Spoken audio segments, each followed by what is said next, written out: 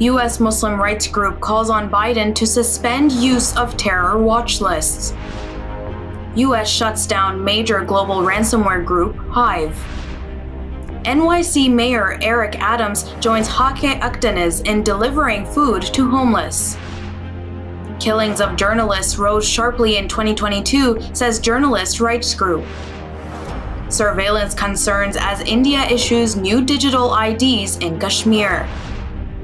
Canadian Prime Minister Justin Trudeau appoints first special representative on combating Islamophobia.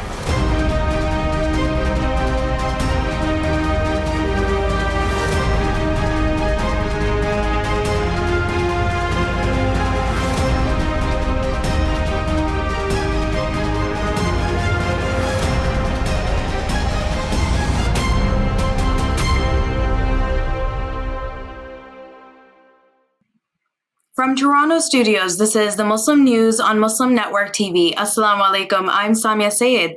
Our top story tonight, the Council on American Islamic Relations, or CARE, is calling on the Biden administration to stop the decades-old use of the terrorist watch list. The call comes following a massive leak of U.S. government's no-fly list. The no-fly list is maintained by the federal government's Terrorist Screening Center. It is one of several lists used by government agencies and airlines to decide who is allowed to board airline flights. Last week, a Swiss hacker reportedly gained access to two lists, the no-fly list and the selectee list. A regional American airline had the lists on a data server left exposed on the public internet. The list from 2019 contained about 1.5 million entries. CARE, which obtained a copy, said it has been composed almost entirely of Arab and Muslim names. The group said the contents prove the FBI is disproportionately targeting the Muslim community. Muslims have long fought against the use of the no-fly list because it deprives people of their ability to travel without presenting evidence against them. The U.S. Justice Department on Thursday said it has shut down the Hive Ransomware group, which extorted more than $100 million from more than 1,500 victims globally. Attorney General Merrick Garland says U.S. authorities worked with German and Netherlands law enforcement to take over Hive's website and servers. Authorities had infiltrated the site for nearly 7 months. That helped hundreds of companies avoid paying $130 million in extortion demands after Hive hacked and froze their data systems. Deputy Attorney General Lisa Monaco called the operation a 21st century cyber stakeout. Hive operated as a ransomware service. Anyone could hire its software and other services to help hack into and lock down a target's IT systems and process payments. Hive and the client would share the profits from the extortion. Since 2021, Hive has hacked more than 1,500 companies and institutions. Their IT systems or databases were encrypted by Hive and their backup deleted or rendered inaccessible. Hackers would demand large payments, often in cryptocurrency, in exchange for freeing up the systems. A short film about a local veteran who planned to bomb the Islamic Center of Mosque in Indiana before befriending its members has been nominated for an Academy Award. Stranger at the Gate is a documentary directed and produced by Joshua Seftel. It details how former U.S. Marine Richard McKinney plotted a terrorist attack on the mosque. The attack never happened. McKinney was suffering from post-traumatic stress disorder when he returned to Mosque. At the time, he was obsessed with killing Muslims, according to a New Yorker article. McKinney's heart changed after meeting Bibi and Mohammed Sabr Bahrami, the mosque's co-founders, and Joma Williams, a black convert to Islam. The documentary depicts McKinney coming face-to-face with his would-be victims, predominantly Afghan refugees, who welcomed him into their community. The film is among the nominees in the Best Documentary Short Film category. The 95th Oscars will be held March 12th and will be televised live on ABC. New York City Mayor Eric Adams distributed food to homeless people in the city on Wednesday. Adams, together with the Kurdish-American owner of Champion Pizza, Hakki Adeniz, handed out food to New Yorkers in need in Midtown Manhattan. Adeniz said that when he came to the US 22 years ago, he was also homeless. In February 2022, Adeniz gave a TED Talk at Rutgers University titled Homeless, Not Hopeless, which has received over 1.3 million views. Wednesday's event was hosted by People Connecting New York. Adeniz said that after they called Adams, he comes there every Wednesday to support them. Typically, there are about 300 or 400 people standing in line to receive help. New York City has many homeless inhabitants who do not want to go to a shelter and choose to live on the streets. According to local authorities, at least 6 people were killed in an armed attack in a Jewish settlement in the occupied East Jerusalem. On Twitter, Israel's National Emergency Medical Service Megan David Adam said the 6 people were killed on the scene in an armed attack that took place in the Neve Yaakov Jewish settlement. It also said 4 wounded were transferred to the nearby Hadassah Mount Scopus Hospital. Israel built the Neve Yaakov settlement in 1967 in the occupied East Jerusalem. On Thursday, the Israeli army carried out a large-scale military offensive in the Jenin refugee camp in the northern occupied West Bank, which left 9 people dead, dozens wounded, and caused damage to buildings and property. 6 rockets were fired from Gaza, 2 were intercepted by Israel's anti-rocket Iron Dome system, and remaining landed in open ground, shot down, or falling back into Gaza.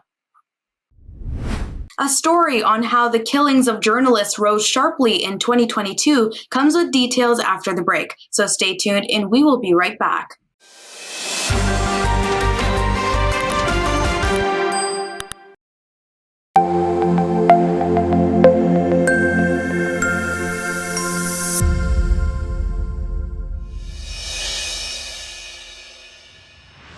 Welcome back. The Committee to Protect Journalists reported Tuesday that killings of journalists rose sharply last year. A total of 68 journalists were killed in 2022, a 50% increase from 2021. Of those deaths, 41 were related to their journalistic work, the group confirmed. CPJ is investigating the other 26 deaths to determine if they were work-related killings. The report notes those killed last year covered a range of beats. It said their deaths underscored the extent of threats faced by the press around the world, including in countries with democratically elected governments. Among the high-profile deaths was Israel's killing of Al Jazeera journalist Shireen Abu Akleh in the West Bank. Others included reporters who exposed the truth about local politics, such as the murder of 4 radio journalists in the Philippines and the stabbing of a Nevada reporter. The Turkish Foreign Minister Mevlut Çavuşoğlu on Wednesday met with the Secretary General of the U.S. Council for Muslim Organizations to discuss Islamophobia. Çavuşoğlu and Usama Jamal met in the capital Ankara to talk about the fight against Islamophobia and the developments in the Middle East. The council is a coalition of national, regional, and local Muslim groups.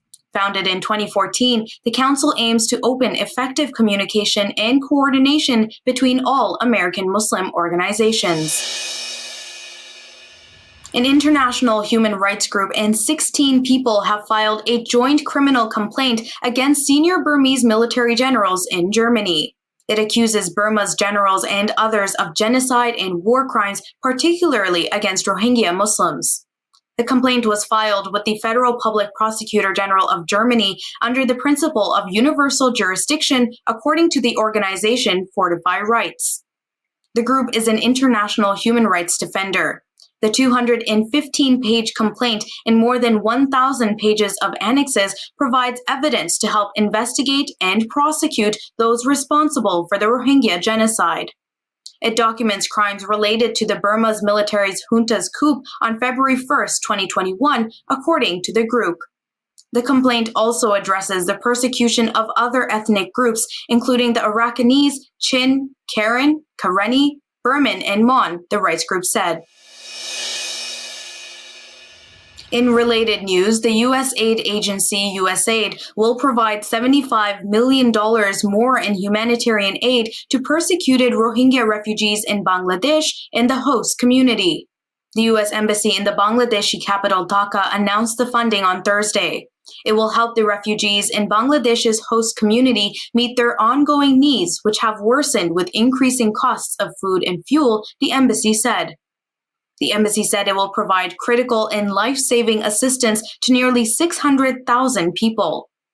Bangladesh, a Muslim-majority country in South Asia, is hosting more than 1.2 million persecuted Rohingya in 33 squalid refugee camps along its southern border.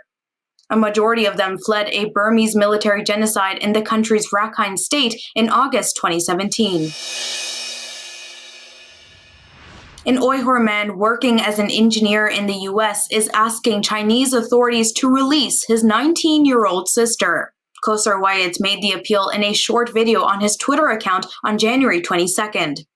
His sister, Camila Wyatt, was detained in December after posting a video about November's white paper protests across China. She is a college freshman studying preschool education at a university in Hebei province of China. She was detained by local police after she returned home for winter break. Kosar Wyatt says his sister is innocent and has committed no crime. He said he won't stop until she's free. Chinese authorities have detained dozens of young people for taking part in the protests in late November. Demonstrations were sparked by a fatal fire in an apartment building in northwestern China's regional capital, Urumqi. Most of those killed in the fire were Uyghurs. China's extreme zero-COVID policies were largely blamed for the deaths. Canadian Prime Minister Justin Trudeau appointed Amira Al-Ghawabi as Canada's first special representative on combating Islamophobia. Al-Ghawabi is an award-winning journalist and human rights advocate, as well as a founding board member of the Canadian Anti-Hate Network. She also leads strategic communications and campaigns at the Canadian Race Relations Foundation. In her new role, Al-Ghawabi will support and enhance the Canadian government's efforts in fighting Islamophobia, systemic racism, racial discrimination, and religious intolerance. She will also promote awareness of the diverse and intersectional identities of Muslims in Canada and advise the government in developing inclusive policies, legislative proposals, programs, and regulations. Plans for a new family ID in Kashmir have caused confusion and frustration among residents. Rights campaigners fear the program could lead to increased surveillance and data hacks. Regional authorities have said the JK Family ID, an 8-digit code assigned to each household, will improve access to social welfare benefits. It means families will not have to apply for benefits under various schemes. The Indian government is undertaking a vast digitization push nationwide, including health records, property titles, railway bookings, and utility payments. But Kashmiris see it as another move by the Indian government to control them. It comes over 3 years after the Indian government, led by Prime Minister Narendra Modi, withdrew Kashmir's autonomous status. This split the former state into 2 federal territories, aiming to tighten its grip on the Muslim-majority region. Angad Singh Khalsa, an independent human rights campaigner, said the regions are right to be wary of the government's motives. Khalsa noted that they have been singled out before for greater surveillance on the grounds of national security.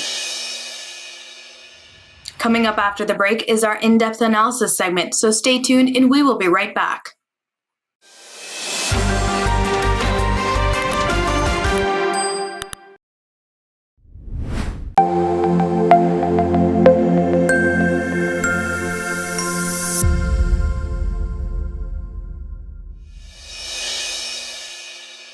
Welcome back. It's time for our in-depth analysis segment. Let's watch. After 9/11, a whole lot of people have difficulty flying. Actually, flying while Muslim was a phrase, or so was the driving while Muslim. They will be just a staff for no reasons. But as things went on, multiple lists came into being, and one of the lists is considered no-fly list.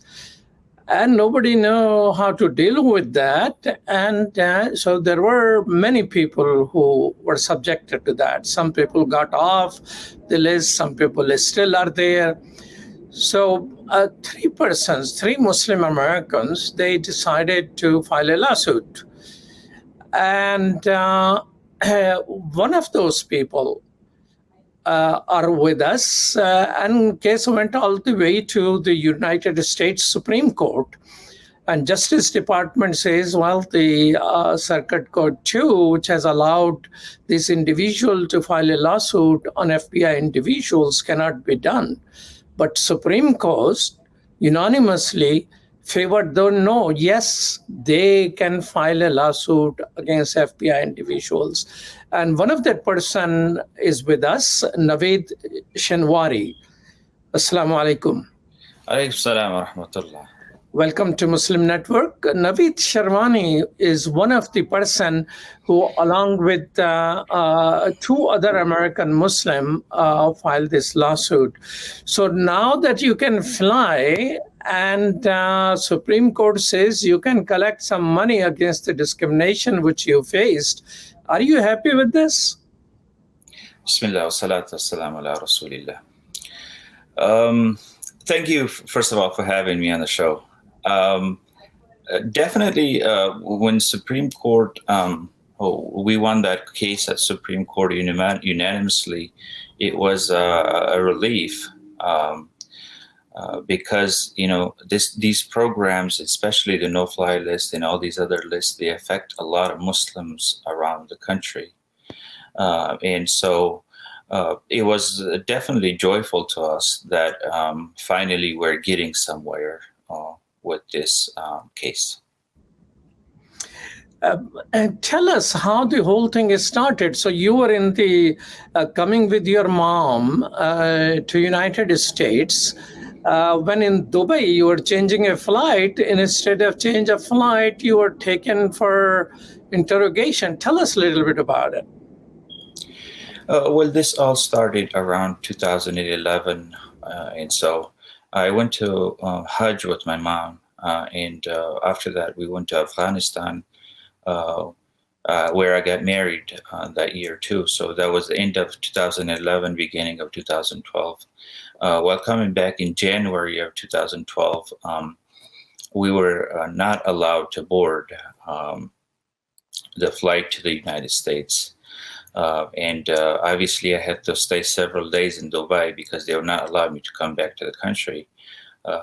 So I had to, you know, there were several FBI agents that interrogated me at the consulate.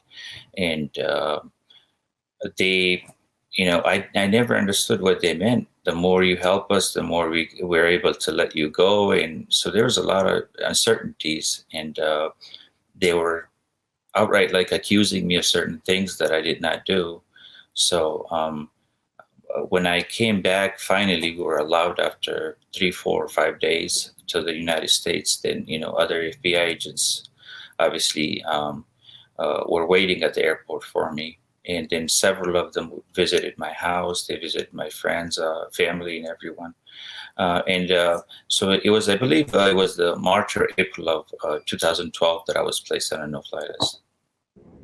So when they were threatening you and saying that if you help us, we'll help you. So what was the nature of threats, and what type of help were they looking for?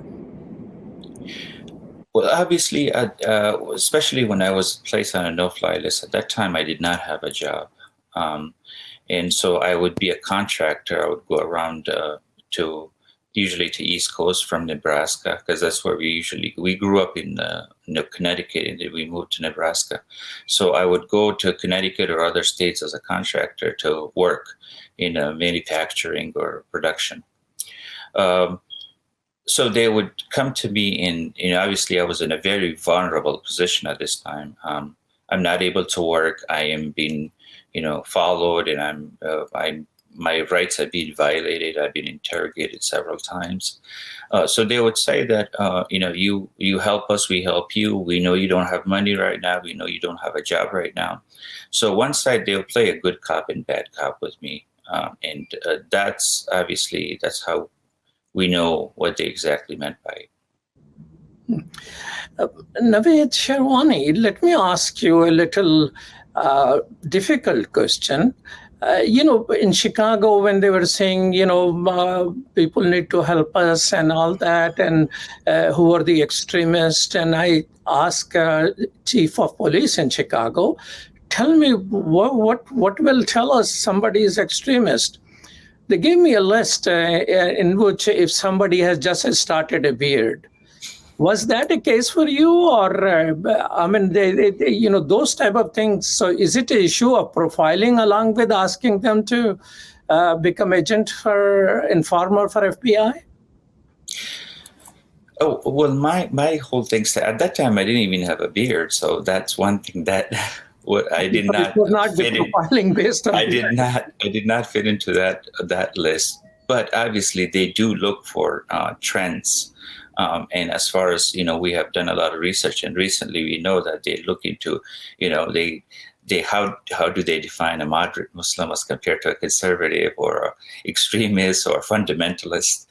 But, our deen we go to the fundamentals of our deen. So, but my whole story starts with when I was away from the deen, I had no problems. When Allah guided me back to the deen, that's where my issues started. So I knew that there's something going on when I would go to the mosque, the masjid, and I would ask about specific issues about the deen, and when I was trying to learn more about the deen, that's where my whole issue started. So obviously I knew that there was something going on. Wow. In that list where somebody just started beard was listed, this was also listed. If somebody has just started practicing faith and going regularly to mosque, and while he was not going before, it was one of these signs which was listed in that.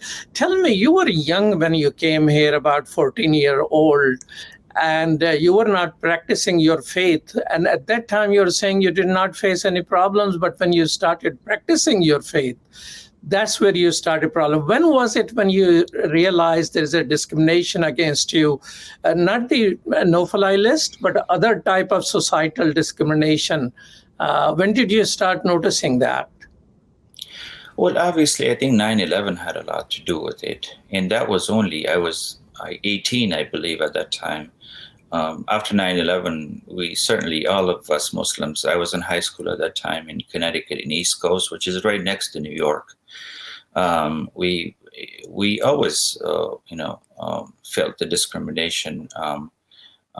And especially, I was about 26 when Allah guided me to the deen. And so after that, obviously, I felt it way more. And with, especially on a government level. And so that was later on in my case. Tell me, what is the state of your case right now? So after the Supreme Court, our case went back to the original place that was filed, which is in New York. And so we're still waiting for further as far as how far the case is going to go after this. For that, maybe the best thing would be my attorneys to ask. How is what was the impact of this no-fly list on your job and life?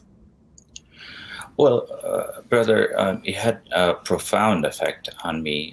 It had a lot of effect on my social life, as far as